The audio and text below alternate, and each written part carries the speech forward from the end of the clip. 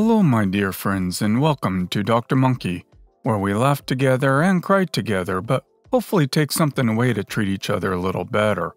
Here's some interesting stories. One about OP's mother, who said she was glad OP lost her child. Please subscribe if you haven't, and I hope you'll enjoy it. Story 1. I've already wrote the full situation about how my parents always hated my husband for no reason, other than the fact they were terrible because he's Asian. And they expected me to marry some white man. And they never liked my daughter because she looks exactly like my husband. So a few weeks ago I found out I was pregnant again. It wasn't planned, but me and my husband already had plans of having a second child in the future.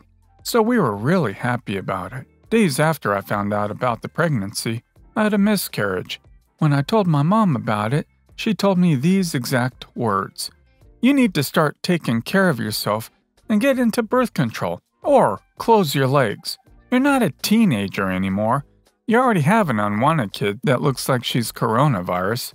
At least you were lucky to get rid of the second one. Those were the most hurtful things anyone has ever said to me. My daughter was also unplanned because me and my husband were being stupid. But we were already adults. We knew the consequences, and she was never a problem. She's our world now, and we're a very stable family. I don't know how the second pregnancy happened. I was on birth control, but again, it wouldn't be a problem, and we were happy about it. I never thought my own mother could be so mean to me and my daughter. And I feel really hurt. I knew her opinions, but her craziness towards my daughter was very subtle before, which is not better, but less hurtful than when it's said out loud. She never said anything like that to my siblings, and she absolutely loves her other grandkids. All of them are white, by the way. I'm sure this is pure evil, and that if it wasn't for the fact that my daughter and husband are Asians, my parents would treat them completely different. I've tried being patient, talking, asking for respect, but they won't listen to me. All I want right now is to move to another city and stay away from them. Don't bother trying to make a relationship. She's shown you she doesn't give a crap about you or your children, so why the heck should she care about your feelings? Save your sanity and get rid of her. She will only cause you more misery. So, sorry for your loss. The baby may have been an accident, but it was still your baby for that short time. Story 2. I got into a fight with my stepdad this morning. Context might not be necessary, given the title of this post. But it's been a difficult holiday. I found out my actual dad is dying less than a week ago. My dad and I have a complicated relationship as it is. He's an alcoholic and in late-stage cirrhosis. And until last Wednesday, we hadn't spoken in 6 months, after I told him I didn't want to talk to him if he'd been drinking. It haunts me, and continues to. I know that my request for boundaries was for good reason, but I cried and cried thinking about all the lost time when I saw him over Christmas. My mom divorced my dad because of his addiction, but she knows how hard this has been on me and my siblings. She's always put us first. We talk every day. She's my best friend. Fast forward to this morning, I'm hungover and annoyed and got upset at my stepdad over something small. Things escalated quickly, insults were exchanged, voices raised, so I went to the bedroom, where my mom was, to get away from him. I was holding the door shut with my right arm as leverage, and all of a sudden the door blows open, and I'm knocked off my feet and hear a pop followed by some big pain. As I clutch my arm on the ground, dude stands over me and repeatedly calls me a child. I go into another room and lock the door, until they threaten to leave me. We were at their condo about an hour from their home. He then proceeds to act like nothing happened, calling family and friends and chatting away as my mom cried in another room. My mom was furious and blamed everything on me. How dare I say such things and treat her husband with such disrespect, etc. And to rub salt in the wound, when we got in the car to drive home, I started calling my dad, just to talk. I've been doing this every day since I learned he was sick. And this dude goes, "Nice, you and your dad haven't talked for months, but I guess you're so close now. My mom has avoided me since, doubled down on the whole, you both are at fault, and you showed such disrespect at stepdad, which shows disrespect for me. I'm flying back home on Tuesday, and I'm devastated. My mom is my lifeline. She's who I turn to for everything.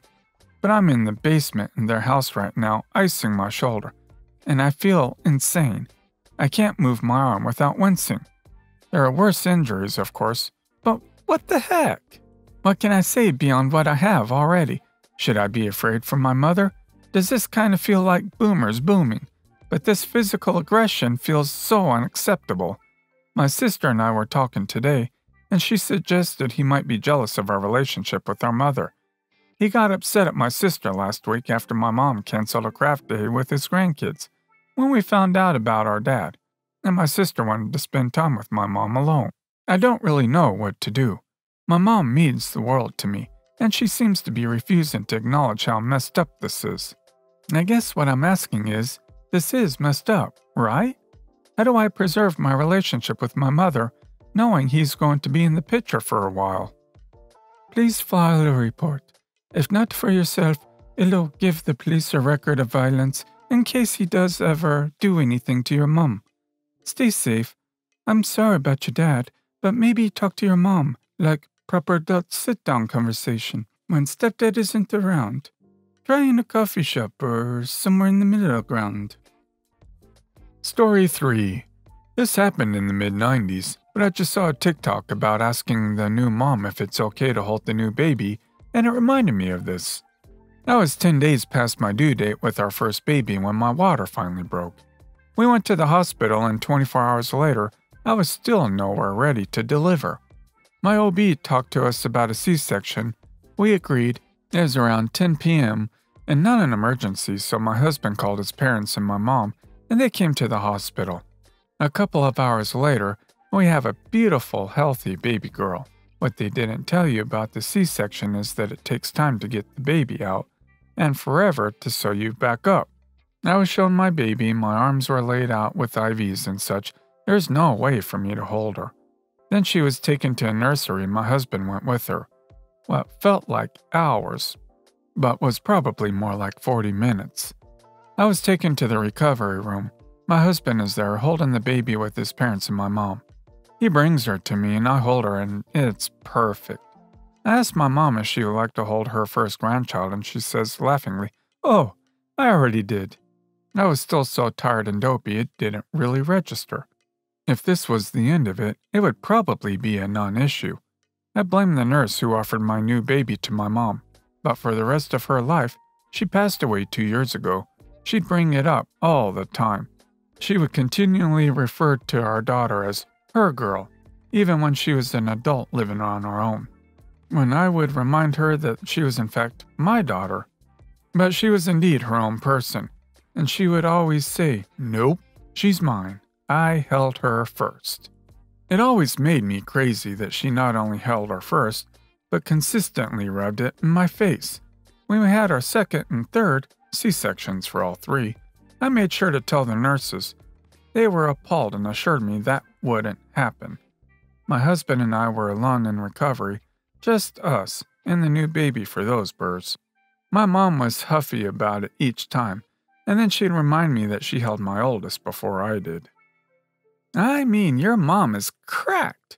You literally carried her first. Sure, maybe not with arms, but your mom is always second, and she knows it, and she's scraping the ground for any small amount of power she can grab. Story 4. There's a 10.5-year gap between me and my little sister. When I was a teen, I often used to take her to the local park to give my mom a break, or give her time to get some housework done. At the same time the story happened, I was 15. It was Wimbledon season, so my mom asked me to take my sister to the park for a few hours so she could watch it in peace. She gave me some money so we could get some fish and chips in town and some ice cream at the park. There was usually an ice cream van there. So we got some fish and chips and went to the beach for a bit to buy Mom some extra time. And then we headed to the park. As we approached the park gate, this EM who was dragging along her child glared at me. "EM, You should be ashamed." I looked around, but there was nobody else she could have been talking to. Dumbfounded, I blankly pointed to myself as if to affirm she was talking to me. Girls these days are such easy girls, opening their legs to anyone who asks. Who got you knocked up? Oh, let me guess. You don't know. Me. This is my little sister? Rolled her eyes and leered at me. Yeah, we had little sisters in my day, too. I just said, okay, bye, and walked away because I was uncomfortable with conflict and just wanted out of the situation. Don't you dare go into the park. You'll spread your filthy disease all over the park. I don't want my son catching your diseases. I ignored her and rushed into the park. Surely she'd leave me alone when I was surrounded by other kids and parents, right? Wrong. Followed me around the park, demanding that I leave. The more I ignored her, the madder she got, and she kept repeating over and over, "Get out, get out, get out, you're not allowed here." At this point, a few parents noticed. One mom, let's call her FM, friend mom, who my mom and I often chatted with, immediately stood up and rushed over just as Ian grabbed my arm and yanked at me. FM, why are you grabbing a child? Let her go. Who are you? Mind your freaking business. FM, let her go or I'm calling the police. Let me go, but turned her anger towards FM, shouting that she was making the park safe for her child, and I shouldn't be here because I might spread some nasty disease all over the place. She never specified what disease. I'm guessing she meant an STI or something. My parents started coming over to see what was going on. Seeing she was outnumbered, eventually left, dragging her child behind her, screaming obscenities at us as she slinked away. FM gave us a lift home to make sure we were safe. When I told my mom what happened, she was furious. She packed us into the car and drove us around town to look for the woman, but we didn't spot her. Thankfully, I never saw the woman again. So she believes a 10-year-old not only consented to getting pregnant and rather than offering support, or at least emotional support to what she perceived as a young mother, she believed harassment and assault was way better? So sickening. Story 5. My mother decides she wants custody of my child if anything were to happen to me. This came up because I told her I was going to move away to my 8-year friend and now newly boyfriend's house. Him and I have spoken about it due to mental health issues caused by my mother as well as declining physical health. Due to how emotionally unavailable she can be, I do not want my daughter to grow up around her. She does not care about my emotions. Why would she care about my daughter's? My friend and I have planned that if something happens to me, my daughter is to go to him. I am a single parent and a biological father has not spoken to me about child support, let alone custody. His mother wants us to co-parent, which I refuse, due to him using me as an object to have his way with, so I don't trust him to parent my child. For some backstory and examples of my mother's nature, if you hurt yourself, she would not show any care or kindness. She would instead say, "You're fine." If you were upset, she wouldn't bat an eye. She would just say, "What's wrong now?" in an extremely condescending tone that would make you feel like your emotions did not matter. She does not trust her children, and has even given me trust issues and PTSD when my uncle lost his medication, and she immediately assumed me, the child, who doesn't get into trouble, but instead takes the blame for my brother's doing as her punishments would be seen as a reason for a CPS to take us away. I'm an adult at 21, and she's telling me when I'm freaking out worried for my puking sick 2-year-old child, who I'm the only one who takes care of her, that I don't know how to parent. Another example of her nature is if you are sick, she would rather stay home than take you to the doctors for medicine. She has even done this when my daughter was 1 and had the flu along with her mom. She, however, took my brother to the doctors because it affected his learning. She would also force us to clean, despite how dangerous it would be and how badly it would scare us. Like, for example, when I was little, she would force me to clean a ledge 15 feet high. When I was 6, despite me shaking, horrified of falling down. She would not watch as I did this, and would sit down across the room to supervise while I had a panic attack afraid to fall. She would even scream at me and pick me up, putting me on the ledge by force if I refused. I honestly don't know how to approach this situation. As it is, I'm looking for a different view on the topic. I want to put my daughter with someone I trust, but my mother makes a point of my daughter being taken by the biological father.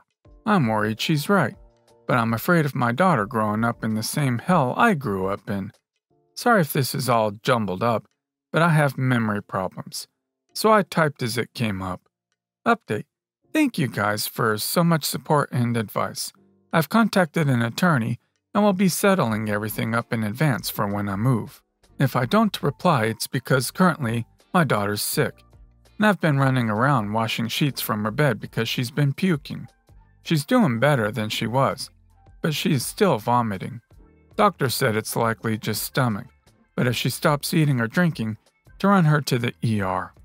We went 2 days ago, and they gave us nausea meds, and they told me if she stops eating or drinking again, to take her back to the ER. Put your wishes regarding custody of your child in writing, and get it notarized at the very least.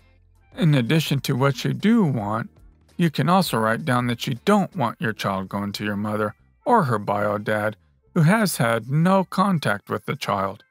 Better would be get it all done with the help of a lawyer, but having a notarized piece of paper with your wishes is already better than nothing. Well guys, that's all for today. If you liked this video, please consider subscribing. And if you missed the last episode on the channel, I'm gonna link it right here. The story's about OP's neighbors who threatened OP's little daughter and told her cruel things. Check this out if you haven't, and I'll see you next time on Dr. Monkey.